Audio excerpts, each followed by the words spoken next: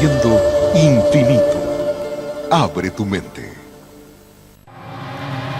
Los estados alterados de conciencia producen mucho más que estas visiones. Psicodelia, un ciclo que aporta otras miradas sobre el uso del LSD. Una forma de llegar a lo más profundo del ser, que se transformó en una polémica respuesta al sistema. En el ciclo Psicodelia, un recorrido por la vida del hombre que revolucionó la cultura de Estados Unidos en pos de la búsqueda de otras realidades. Timothy Leary, el hombre que encendió América. El viernes 16 a las 22, por Infinito. Abre tu mente.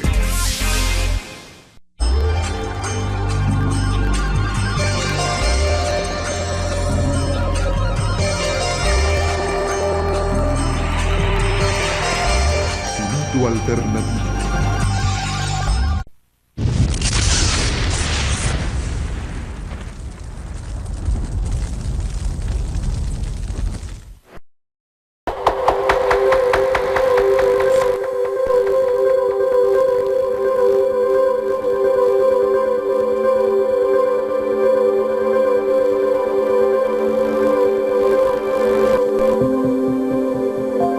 El hospital de Saskatchewan, cerca del pueblo de Weyburn, alberga una historia increíble y sin embargo poco conocida. Hace ya tiempo, estos corredores y habitaciones abandonados fueron testigos de un proyecto muy avanzado para su época. Comenzando en 1952, una investigación psiquiátrica de vanguardia utilizó LSD para develar los misterios de la conciencia humana. El LSD prometía un enfoque totalmente nuevo para entender la mente. Un pasaje interno a nuestro interior más verdadero y rico.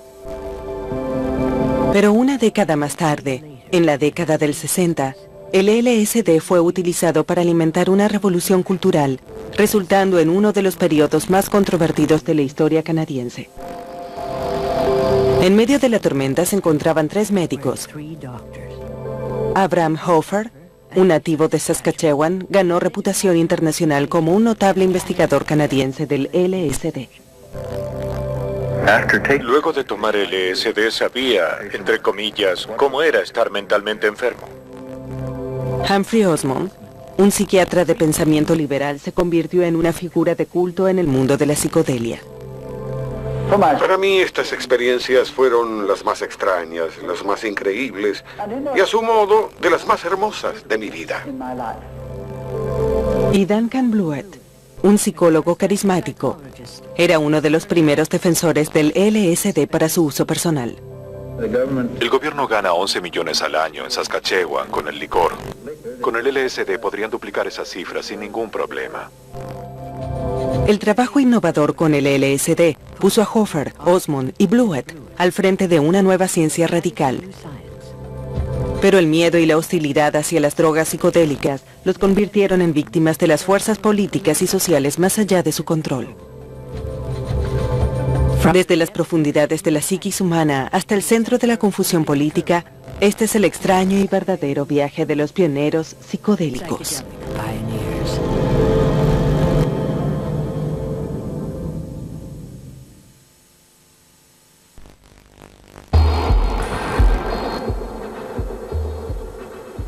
En 1920, cuando el Hospital Saskatchewan fue construido, una enfermedad debilitadora llamada esquizofrenia tenía millones de víctimas en todo el mundo.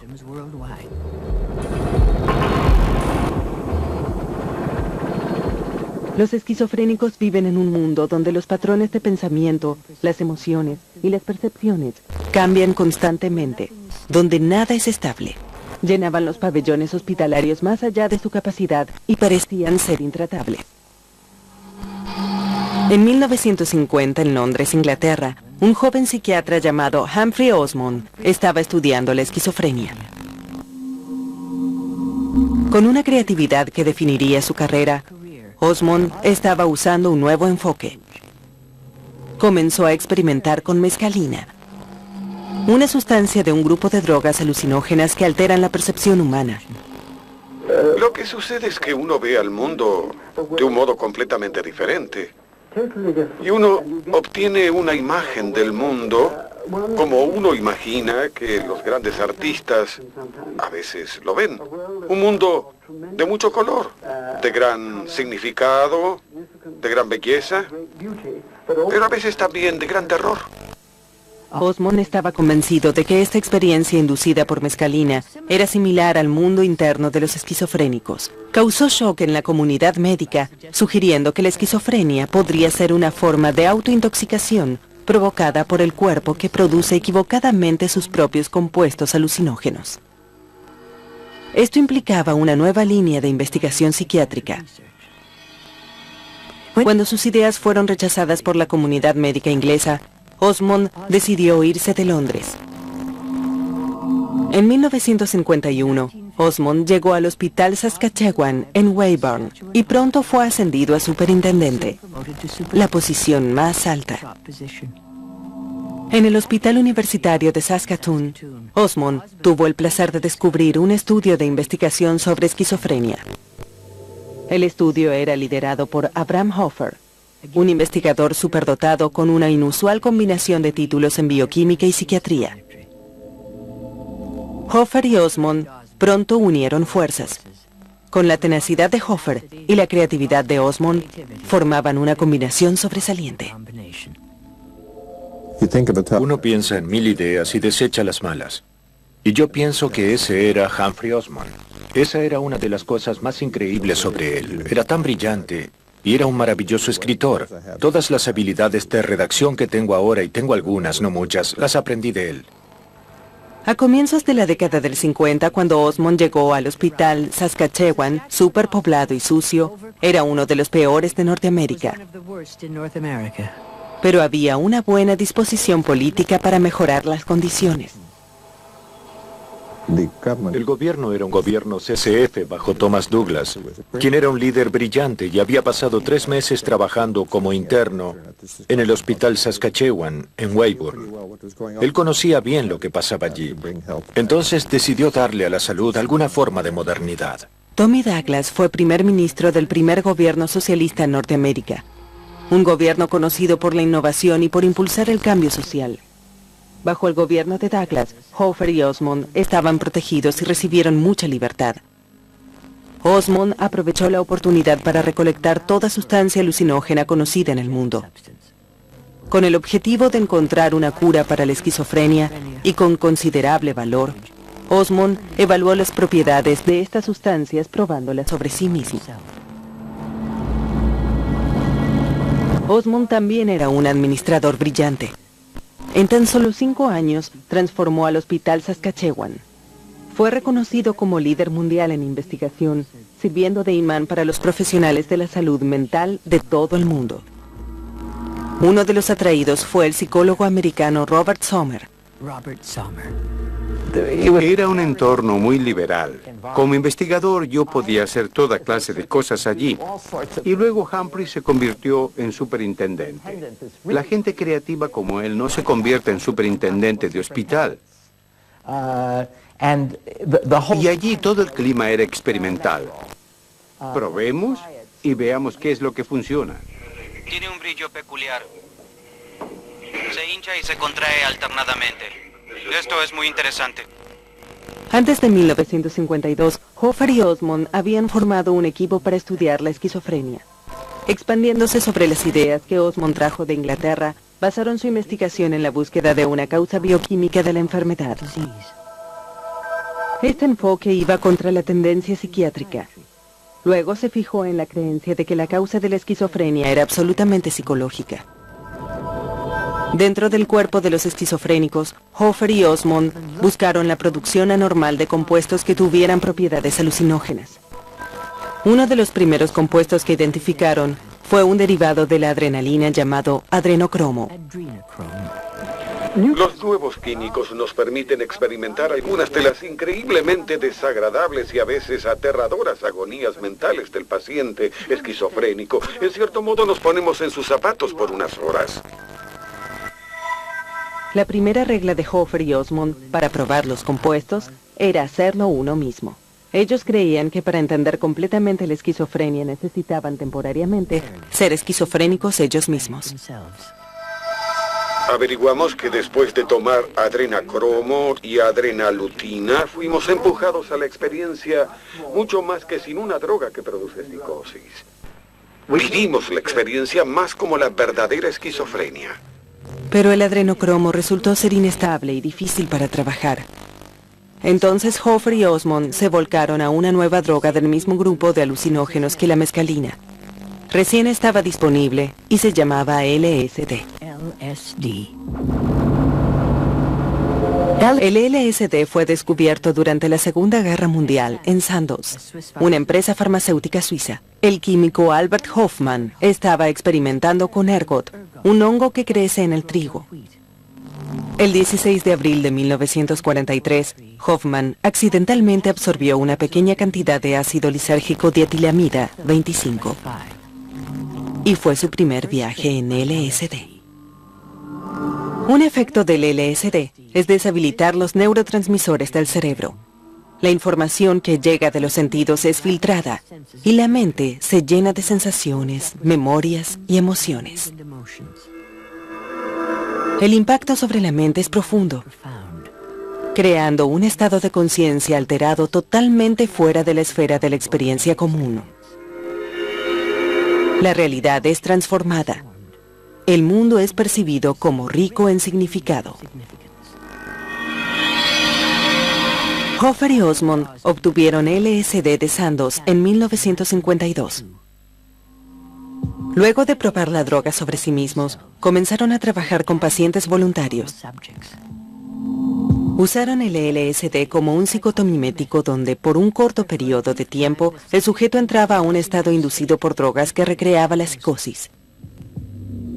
Luego pudieron evaluar métodos de tratamiento, presumiendo que si los tratamientos afectaban a los voluntarios, también podrían afectar a los verdaderos esquizofrénicos. Aprendimos lo suficiente para sentir que ya no estamos adivinando. Ya no dependemos solo de la sensibilidad para obtener acceso al mundo de nuestros pacientes. El uso que Hoffer y Osmond hicieron del LSD en el estudio de la esquizofrenia fue en un momento en el que la terapia con drogas estaba en sus comienzos. En 1953, cuando su trabajo se dio a conocer en publicaciones médicas líderes, atrajeron la atención internacional. El psicólogo Duncan Bluett de la Universidad de Illinois fue uno de los atraídos por esta publicación. Tenían un proyecto de investigación que esencialmente decía que no sabía qué es lo que provoca la esquizofrenia, pero que iban a averiguarlo y que iban a hacer algo al respecto. ¿Y qué estaba sucediendo allí en ese momento? Era una idea realmente revolucionaria.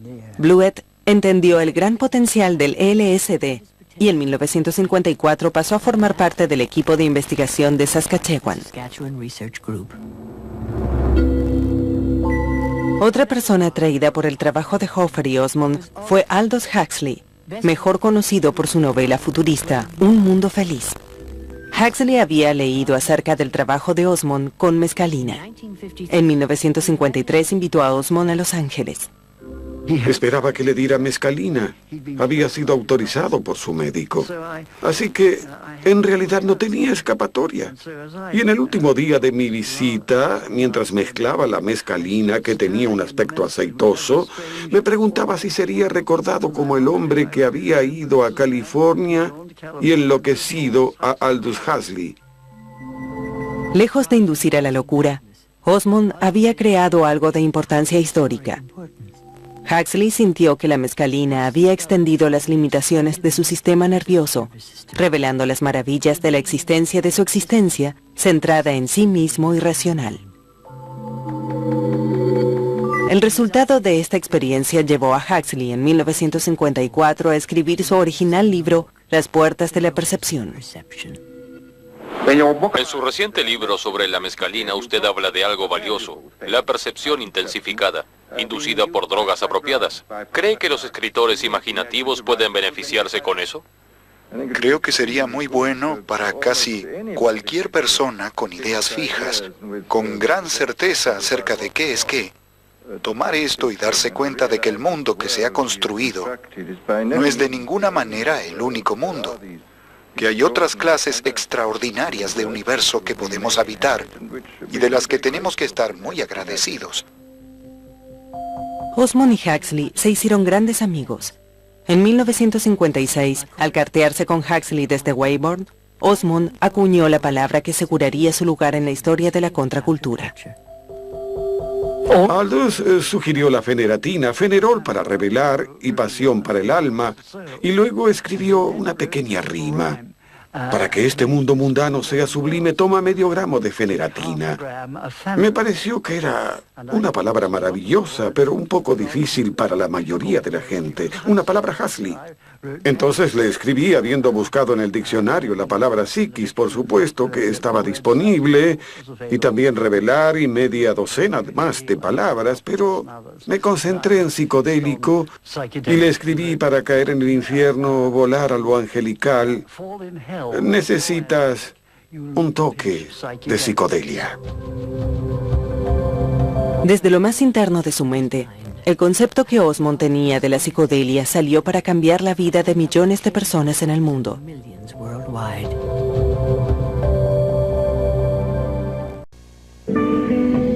Regresaremos con más Infinito Alternativo.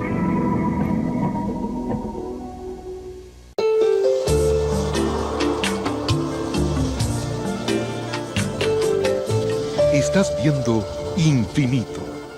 Abre tu mente.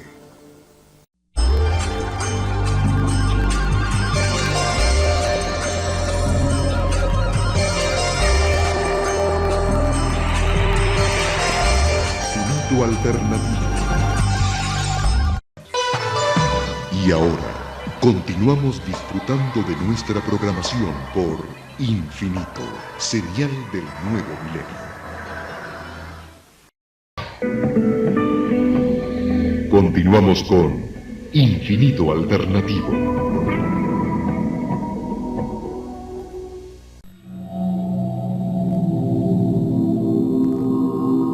En 1954, la investigación del LSD en Saskatchewan tomó una dirección totalmente nueva. Era un estudio con alcohólicos.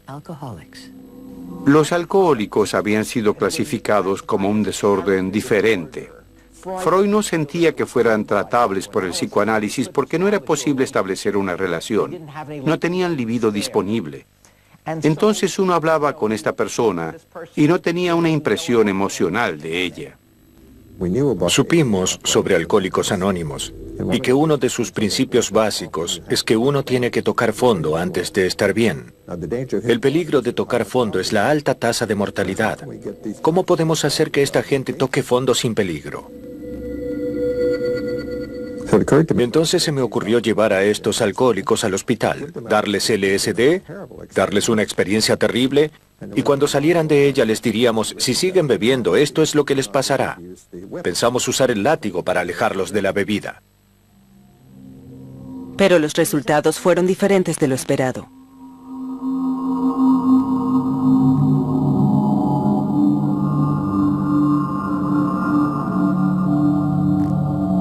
Humphrey comenzó a usar ese tratamiento con su psicólogo en Weybourne. Y dijo: no estamos logrando esta clase de experiencia terrible. Estos tipos están empezando a disfrutarlo. Les gusta esta experiencia. Y esto empezó a suceder tan a menudo que dijo que era un nuevo fenómeno.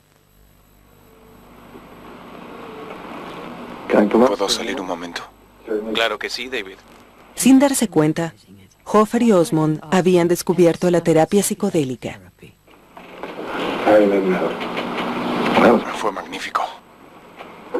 La naturaleza trascendental de la experiencia con LSD dio a los alcohólicos una visión clara de sus motivaciones para beber y los ayudó a motivar la autocomprensión y la aceptación personal. Mi sensación fue que si uno busca el paraíso, después de esta experiencia se da cuenta de que está aquí, donde uno está, donde estamos sentados. Durante las sesiones de tratamiento, los investigadores comenzaron a tomar LSD junto con los alcohólicos. Esta práctica fue perfeccionada por Duncan Blewett, quien averiguó que el LSD creaba un fuerte lazo de empatía entre el paciente y el médico. Suponiendo que alguien dijera que es posible hacer más terapia con LSD en una tarde de lo que es posible en 15 años sin ella, ¿cuál sería su respuesta? Especialmente si fuera psiquiatra. Si tuviera algo que pudiera hacer que los humanos realmente se entiendan a sí mismos, sería genial. El grupo Saskatchewan trabajó con los más gravemente adictos. De los 3.000 alcohólicos tratados, aproximadamente el 50% experimentó recuperación. Un índice notable comparado con el 20% de alcohólicos anónimos. Para fines de la década del 50, las reacciones psicoterapéuticas al LSD estaban siendo exploradas por grupos de investigadores en todo el mundo. En Menlo Park, California, Myron Stolaroff fundó el Instituto para Investigación Psicodélica. La mayoría de nosotros tiene tanto guardado en el subconsciente, lo que Carl Jung llama la sombra, y la razón por la que guardamos es que en general se trata de material doloroso. No queremos saberlo. No queremos experimentarlo. Lo que el LSD hace, una de las grandes cosas que hace, es que comienza a disolver esas barreras y nos da acceso a nuestro subconsciente. A través de su trabajo, Stolaroff se asoció con Al Hubbard, una de las personalidades más coloridas en la historia del LSD. Hubbard, de Kentucky, se había convertido en un experto en drogas psicodélicas, tomando LSD por primera vez en 1951. Conocido como Capitán Trips, Hubbard usó su excéntrico encanto para convencer a algunas de las personas con más influencia en el planeta de que probaran el LSD. Él tenía muchos enfoques diferentes, como por ejemplo, estamos dentro de un barril enorme y solo hay un par de agujeros para que los ojos puedan ver. De lo contrario, estamos atrapados en esto, y no tenemos idea de cómo es el mundo en realidad, o de cómo somos nosotros. Y el LSD te permite disolver esa barrera y ver el mundo tal cual es, que es fantástico y enorme. A pesar de que los métodos de Hubbard eran poco ortodoxos, se lo asociaba con figuras culturales líderes como Aldous Huxley y con investigadores legítimos como Humphrey Osmond. Fue a través de Hubbard que el grupo Saskatchewan comenzó a refinar su método psicodélico. A esta altura estábamos tratando una gran cantidad de pacientes alcohólicos con LSD. Entonces le dijimos a Al Hubbard, ¿por qué no vienes con nosotros y nos muestras qué haces? Separamos una sala. Teníamos psicólogos y trabajadores y a mí mismo. Teníamos todos los controles que necesitábamos. Y él trajo fotos y música y lo vimos trabajar y nos gustó la idea.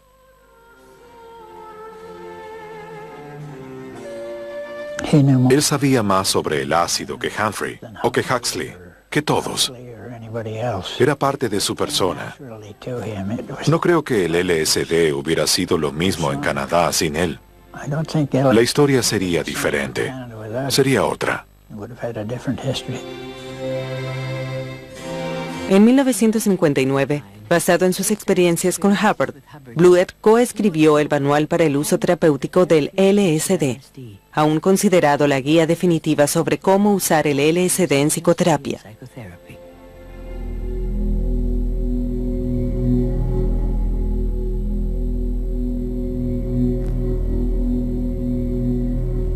En 1956, Hoffer, Osmond y Blewett participaron de una ceremonia peyote cerca de North Battleford, con miembros de la Iglesia Nativa Americana. El peyote, fuente de la mescalina, era usado en la iglesia como sacramento y como expansión de nacionalismo cultural, que el gobierno federal estaba intentando suprimir. El grupo Saskatchewan asistió a la ceremonia para demostrar que no todos eran hostiles hacia los objetivos de la iglesia. Osmond publicó un relato sobre la experiencia en la revista Mañana.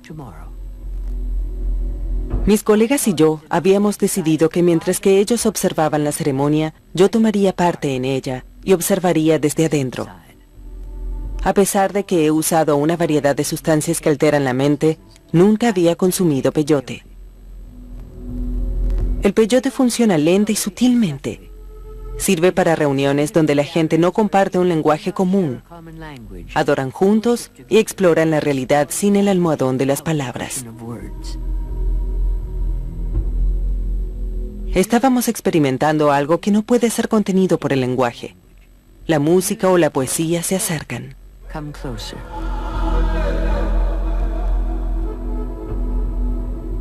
Yo era un extraño a quien ellos habían permitido ingresar a su misterio.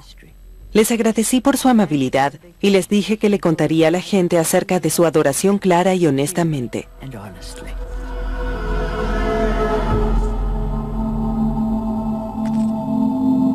En 1957, el grupo Saskatchewan empezó a usar LSD de manera que tuviera una influencia duradera.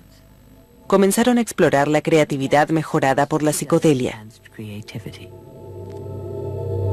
Algunos de los voluntarios más famosos del estudio eran miembros de un grupo renombrado de artistas, el Regina 5.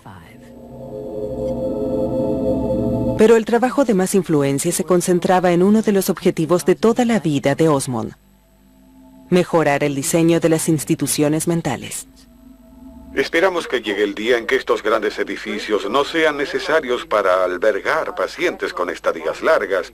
Cuando pequeños hospitales a no más de unas horas de distancia de casa traten a nuestros pacientes y les den una medida decente de privacidad mientras que están dentro.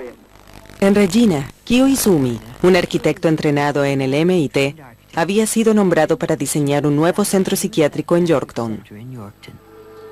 Al abordar el diseño de un hospital mucho más pequeño, Izumi fue el primer arquitecto en utilizar LSD.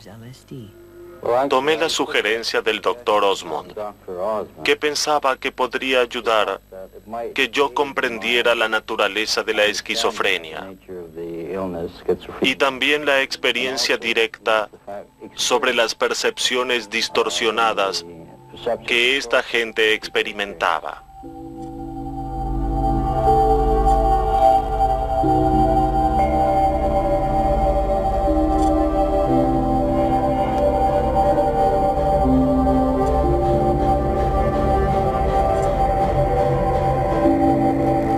Consciente de que los espacios amplios desorientan a los esquizofrénicos, Izumi creó espacios más íntimos, con salas que permitían la privacidad y la reflexión.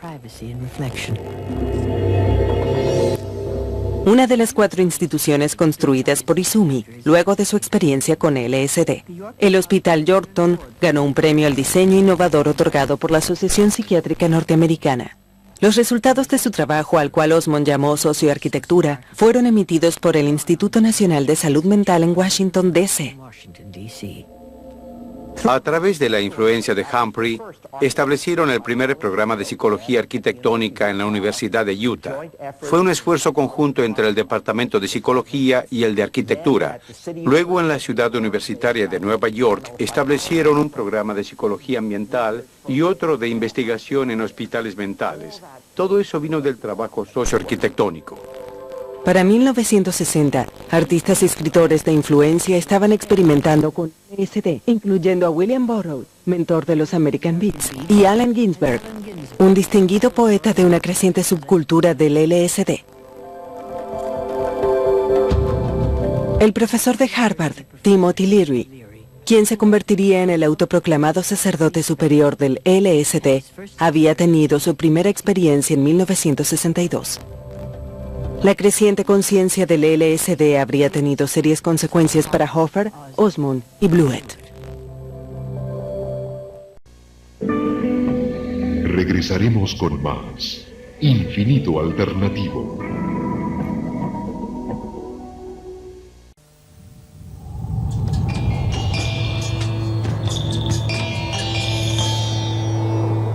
Estás viendo Infinito. Abre tu mente.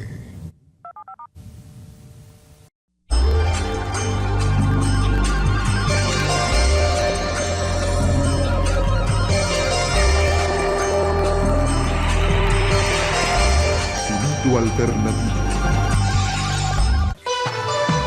Y ahora, continuamos disfrutando de nuestra programación por Infinito, serial del nuevo milenio.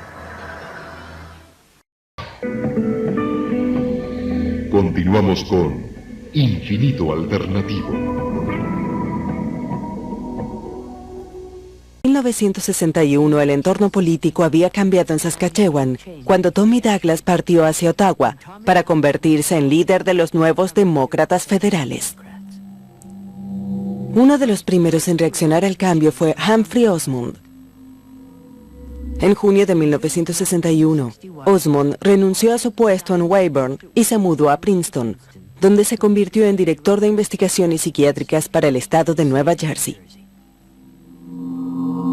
Perder a Osmond fue terrible para el grupo Saskatchewan, especialmente para Abraham Hofer. Estaba muy descontento cuando se fue. Si tenía que pelear, si tenía que defenderme con alguien que me respalde, solo 2 contra el mundo, ese sería Humphrey Osmond. Fue en ese momento, a comienzos de los 60, que Hofer dio pelea. La idea de que las drogas psicodélicas podían superar a la terapia tradicional fue vista con hostilidad por la corriente psiquiátrica de entonces. Comenzaron a aparecer reportes acerca de los efectos dañinos del LSD, los cuales nunca fueron sustanciados. Eso creó mala disposición y hostilidad. Y creo que esa hostilidad, que era extensiva, siguió durante mucho tiempo. No veían lo que intentábamos hacer. No estábamos intentando hacer que todo el mundo consumiera drogas. Advertíamos contra ellas. El doctor James Tigehurst, jefe de psiquiatría en la Universidad de British Columbia, fue uno de los primeros críticos del LSD. Si se hace disponible para todos, puede convertirse en el foco de grupos de culto, como solía hacerlo el óxido nitroso. Es decir, puede usarse para tener las llamadas experiencias. ¿Se refiere al gas de la risa? Gas de la risa. Como saben, algunas personas han escrito acerca de esto y han sugerido que la experiencia que se obtiene del ácido lisérgico tiene valor místico religioso. El gobierno federal, citando estudios negativos de la comunidad médica, reaccionó a la creciente controversia. Estamos muy preocupados por estas drogas alucinógenas, especialmente el LSD. La evidencia médica que tenemos dice que sin ninguna duda provoca daño fisiológico. Un proyecto de ley que se encuentra en el Parlamento podría prohibir el LSD, restringiendo su uso a los fines de investigación, los cuales no están claramente definidos. Durante la última semana, algunos médicos han expresado cierta ansiedad respecto de la ley. Dicen que podría interferir con estudios apropiados o tratamiento con LSD y que el gobierno podría estar limitando el alcance de la investigación médica. En un intento por salvar una década de investigación ahora limitada, Abraham Hofer se convirtió en una figura familiar en los medios nacionales. Ciertamente es posible que el LSD en algunas personas precipite una psicosis. Hay casos registrados. En mi opinión, cuando algo como esto sale mal, tiendo a culpar al terapeuta más que a la droga, porque creo que en muchos casos, no en todos, pero en muchos, ha sido administrada a la persona equivocada. ¿Qué salió mal? Hubo gente que se suicidó, ¿verdad? Sí, se han reportado suicidios. El Dr. Cohen reportó un estudio sobre 50.000 tratamientos con 5 suicidios. Para mí esto indica que el LSD es tanto o más seguro que la psicoterapia. Pero el punto de vista de Hofer fue ignorado. Siguiendo la pista americana, el gobierno canadiense en 1963 estableció estrictos controles sobre el uso del LSD para investigación. También era más difícil obtener la droga de Sandoz, el único proveedor legal de LSD, ya que la empresa comenzaba a temer por su reputación. A través de América del Norte, el uso recreativo del LSD a través de fuentes del mercado negro estaba creciendo.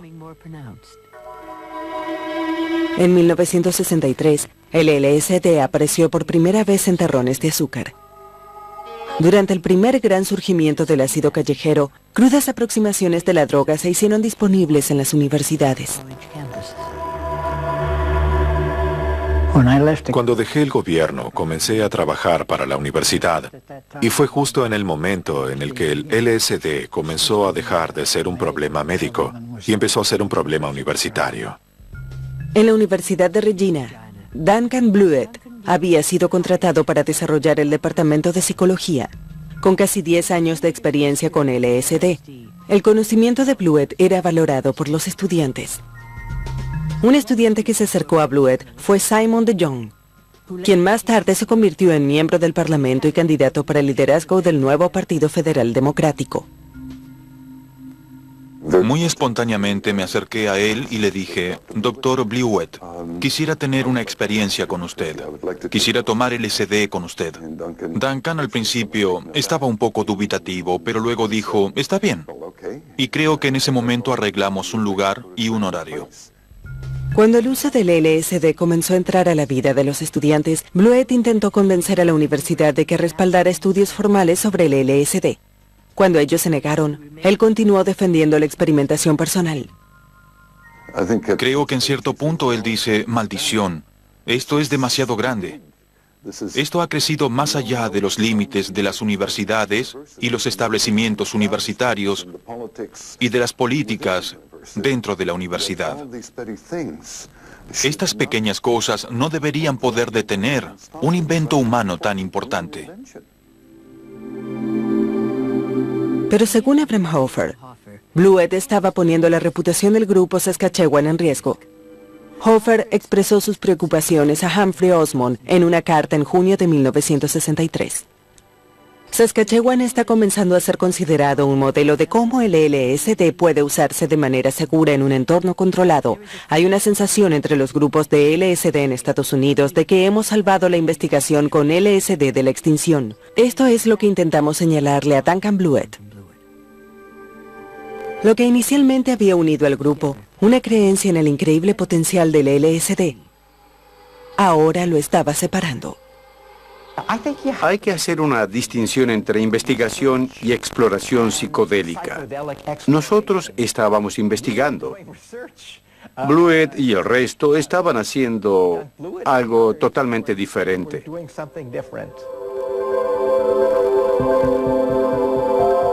Pero ese algo diferente rápidamente se estaba convirtiendo en un movimiento cultural internacional. Para 1964, era un movimiento que había encontrado un líder.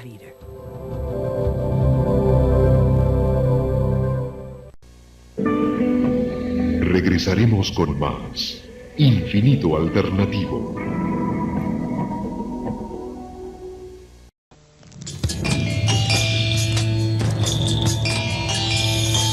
Estás viendo Infinito. Abre tu mente.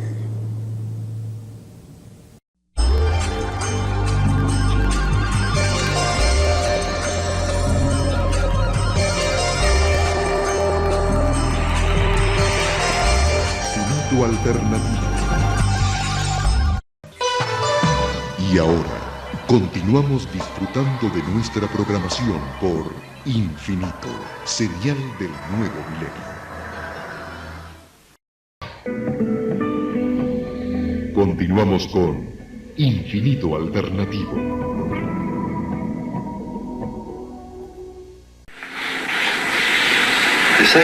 Usaremos la sesión de esta noche como un viaje dentro de su propio cuerpo. El cerebro humano recibe varios miles de millones de señales por minuto. Su cerebro está inundado con millones de mensajes codificados de todas las partes de su cuerpo a cada segundo. En 1963, Timothy Leary fue despedido de la Universidad de Harvard por involucrar a estudiantes en experimentos con drogas psicodélicas. Reapareció en Millbrook, una propiedad en la zona rural de Nueva York. Leary usó a Millbrook como un centro desde donde difundir su mensaje sobre el LSD para todos. Francamente, no creo que el ser humano esté preparado para el LSD. De hecho, no creo que el ser humano esté preparado para el fuego. Pero el problema es que el LSD está aquí. ¿Y qué vamos a hacer al respecto? ¿Pasaremos una ley contra el LSD que diga que solo los médicos pueden hacer este viaje? ¿El proceso divino, enloquecer, usar este microscopio interno? Claro que no podemos, porque está aquí y será utilizado. Para aquellos involucrados en la investigación seria con LSD, Leary estaba convirtiendo su empresa en una fiesta. El psicólogo Stanley Krippner había sido voluntario en los experimentos de Leary en Harvard. Estaba en desacuerdo con mi amigo Timothy Leary, quien realmente quería extenderlo a las masas. Y dije, No soy un elitista, pero creo que estas drogas son mejor utilizadas por un pequeño número de personas en situaciones muy supervisadas y controladas.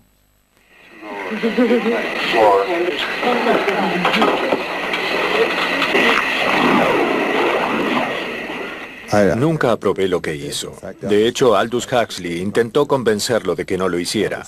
Aldous dijo, mira, esto es peligroso, tienes que tener cuidado. Y dijo que los doctores Osmond y Hoffer creen que no debería hacerlo. Él respondió, no me importa. ¿Qué saben esos tipos sobre el LSD? Desde Princeton, Osmond se unió a la lucha. En una carta a Leary, Osmond le advirtió contra el uso irresponsable del LSD. Tus aventuras han sido innecesariamente peligrosas, tanto para ti como para tus colegas. Es como volar sin que un mecánico revise que tus aviones son seguros. La navegación brillante y el coraje inspirado no harán diferencia si hay un solo tornillo flojo.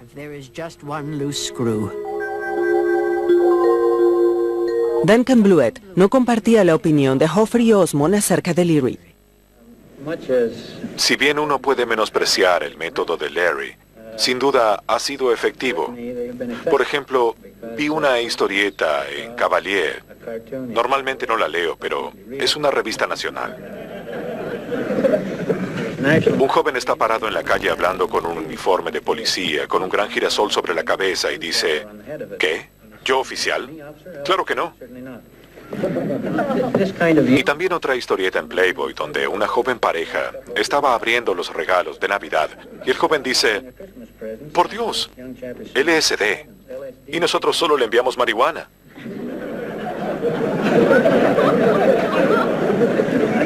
Creo que esto indica hasta qué punto la gente con la que Larry intentaba contactarse fue contactada.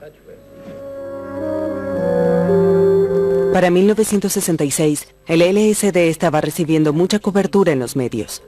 Gran parte de la programación estaba dirigida a la juventud. Me preguntaba si podría decirme si existe una diferencia entre el LSD del mercado negro y los tipos de LSD que usted y otros usan para experimentos de investigación. Sí, hay diferencia, hay una gran diferencia. El LSD puro, el que obtenemos de Sandoz, era un químico conocido. Mientras que el LSD del mercado negro contenía solo un 10% del LSD original. De hecho, es posible que muchos de estos llamados malos viajes se deban a otros químicos y no al LSD que contienen. Los malos viajes, experimentados como miedo extremo, pánico e incluso psicosis temporaria, eran ahora comunes. El valor del LSD como agente para lograr la autocomprensión y explorar mayores estados de conciencia ahora se estaba perdiendo.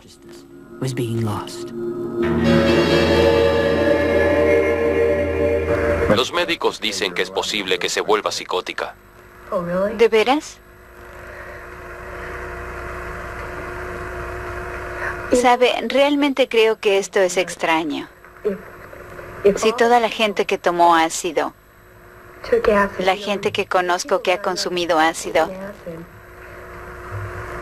podemos mirar a la otra gente que no lo ha consumido y ellos pueden decirnos que estamos locos. Podemos decirles que no han visto nada aún.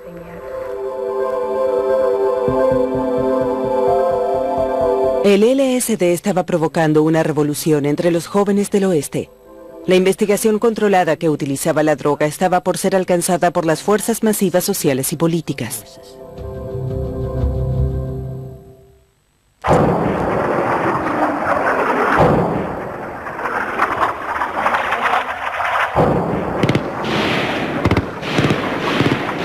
Para mediados de los 60, la guerra en Vietnam era rechazada por millones alrededor del mundo.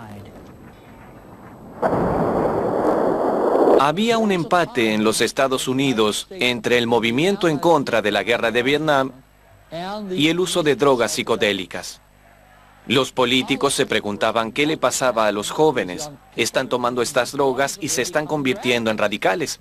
Están intentando hacer que nuestras tropas salgan de Vietnam. Solo Dios sabe qué pasará si no terminamos con el LSD.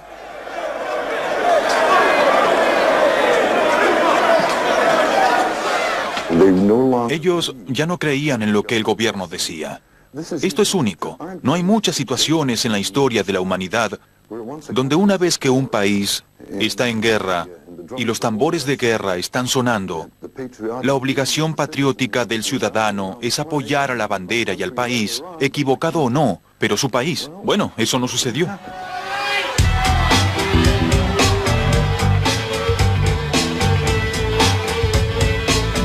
La locura y la anarquía confirmaban el punto de vista del gobierno de que el LSD estaba terminando con una generación entera. Conocí a 2 personas que se mataron bajo el efecto del LSD. Estás fuera de control. ¿Hay fiestas con ácido en este momento en la ciudad? Ya sí, claro. En este instante. Abraham Hofer, sabiendo que solo era cuestión de tiempo hasta que la puerta se cerrara al LSD, propuso una solución radical al uso callejero. No veo por qué una persona de reputación que desea explorarla no puede hacerlo con la ayuda de un médico que puede ayudarlo en caso de que tenga dificultades. Sería mejor organizar lugares bajo supervisión adecuada donde esto pueda hacerse. Admito que no va a suceder mañana, quizás nunca. Pero yo creo que sería mejor intentar lograr este lugar que salir y jugar con lo que uno consiga en el mercado negro. Pero era demasiado tarde. El contragolpe de una sociedad aterrada por las drogas era extensivo. En marzo de 1966, el presidente de Estados Unidos, Lyndon Johnson, convirtió la posesión de LSD en un delito grave.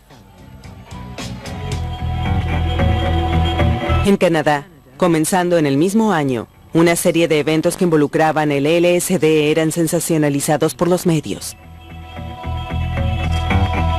En noviembre de 1966, en un programa de noticias, la actriz Pamela Hyde fue mostrada sometiéndose a una terapia con LSD. Hace un momento decía que era fea, que no era linda. ¿Linda para que su padre la quiera? Sí.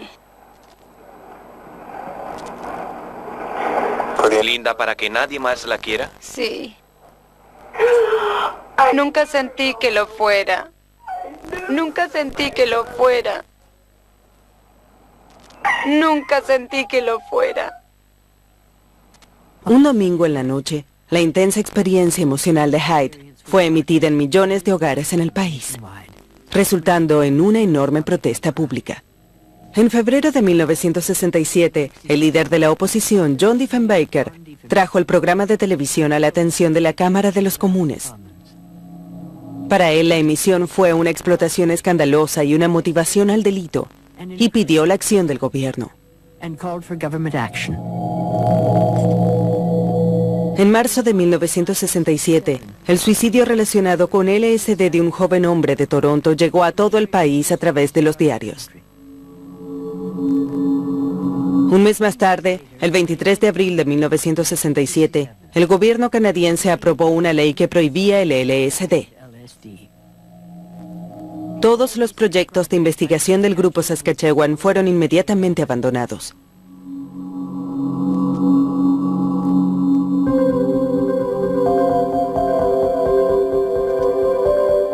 A pesar de que Hofer, Osmond y Blewett tenían opiniones divididas sobre cómo debía controlarse el LSD, estaban unidos en su creencia de que la prohibición del gobierno sobre la investigación era infundada y equivocada.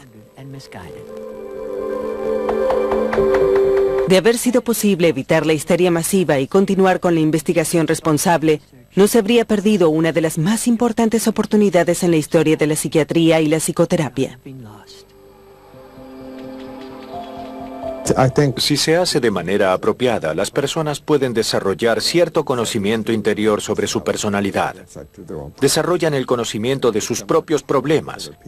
Se vuelven más tolerantes a las experiencias de otras personas y quizá incluso más productivos. Pueden ser más creativos. Creo que cuanto más alentemos a la gente a tener ideas útiles, mejor estaremos.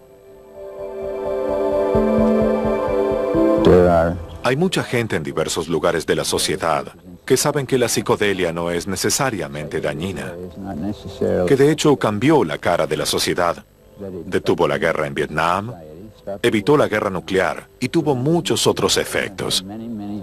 Uno de ellos es ahora evidente en todas partes, hizo que la gente cuestionara la autoridad.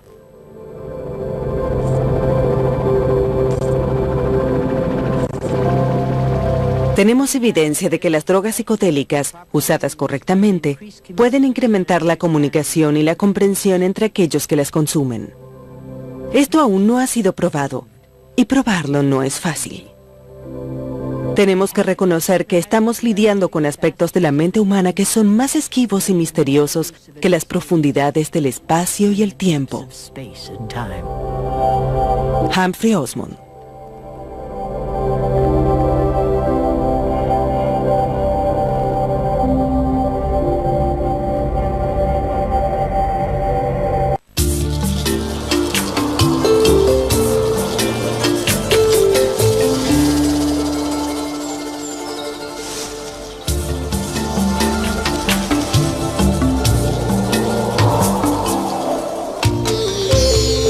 Estás viendo Infinito. Abre tu mente.